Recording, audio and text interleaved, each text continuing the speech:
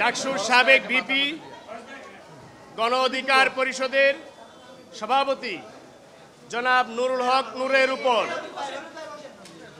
হামলার 14 দিন পেরিয়ে গেলেও এখন পর্যন্ত হামলাকারীদের বিরুদ্ধে কোনো ব্যবস্থা গ্রহণ করা হয়নি।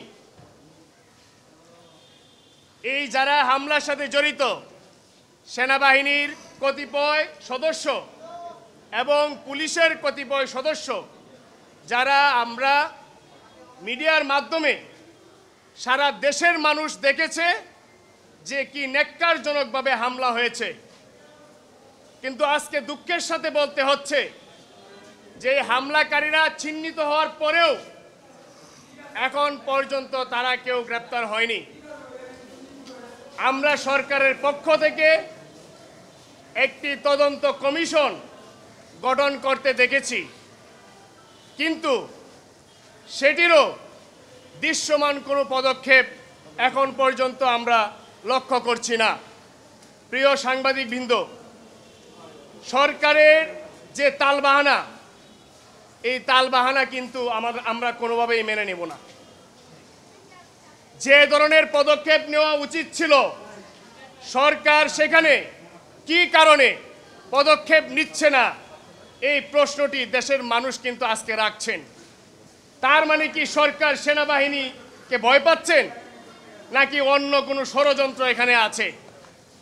আমরা জানি এবং এটি স্পষ্ট হয়েছে, সেনাপ্রধান বলেছিলেন তিনি রিফাইন্ড আওয়ামী লীগ চান, আওয়ামী লীগকে আবার ফিরাতে চান, স্বচ্ছ আওয়ামী লীগকে ফিরাতে চান, কিন্তু সে আশায় ওনার গুড়েবালি হয়েছে। কিন্তু পরবর্তী সময়ে আমরা দেখেছি জাতীয় পার্টির মাধ্যমে আবার সেই রিফাইন্ড আওয়ামী লীগ তিনি চেয়েছিলেন। তার একটি নমুনা আমরা দেখেছি, রংপুরে মুস্তাফিজুর রহমান তিনি তার বক্তব্যে বলেছেন যে আমরা স্বচ্ছ আওয়ামী লীগকে নিতে চাই এবং নমিনেশন দিতে চাই।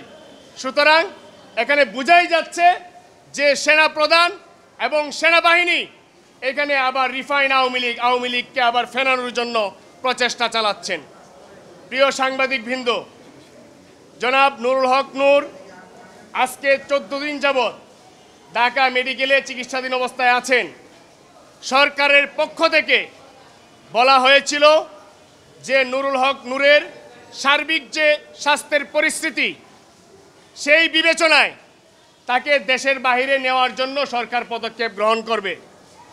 সেটি কিন্তু সরকারের পক্ষ থেকে সরকারের প্রেস সচিব শফিকুল ইসলাম ভাই জানিয়েছিলেন, কিন্তু এখন পর্যন্ত কোনো দৃশ্যমান পদক্ষেপ কিন্তু আমরা দেখতে পাচ্ছি না।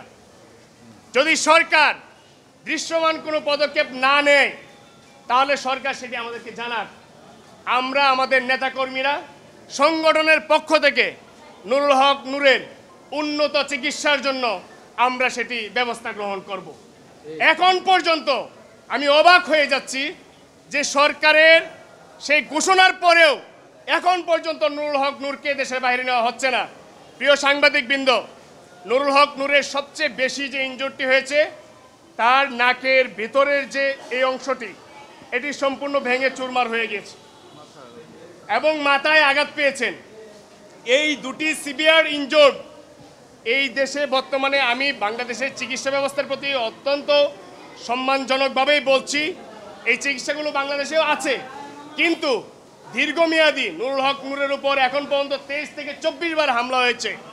দীর্ঘমেয়াদী যদি তার রিকভারি প্রয়োজন হয় সেই ক্ষেত্রে আমরা বিবেচনা করছি যে তাকে অবশ্যই দেশের বাইরে চিকিৎসা করতে নেওয়া দেওয়া উচিত, এবং সরকার যদি কোনো পদক্ষেপ না নেয় তাহলে সেটিও আমাদেরকে জানাক। সর্বশেষ যে কথাটি বলবো, জনাব নুরুল হক নূর, বেগম খালেদা জিয়া, রাষ্ট্রপতি মির্জা ফখরুল ইসলাম আলমগীর, জামাতের আমির চরমোনাই পীর সাহেব, এনসিপির নাহিদুল ইসলাম, উপদেষ্টা আসিফ মাহমুদ সজীব ভুইয়া সহ যে সকল নেতৃবৃন্দরা তার খোঁজখবর নিয়েছেন, হসপিটালে এসেছেন, তাদের সবাইকে ধন্যবাদ জানিয়েছেন। পাশাপাশি ঢাকা মেডিকেল কর্তৃপক্ষকেও জনাব নুরুল হক নূর ধন্যবাদ জানিয়েছেন। এখানে যতটুকু চিকিৎসা প্রয়োজন ঢাকা মেডিকেল কর্তৃপক্ষ সর্বাত্মকভাবে আমাদেরকে সহযোগিতা করছেন। ধন্যবাদ।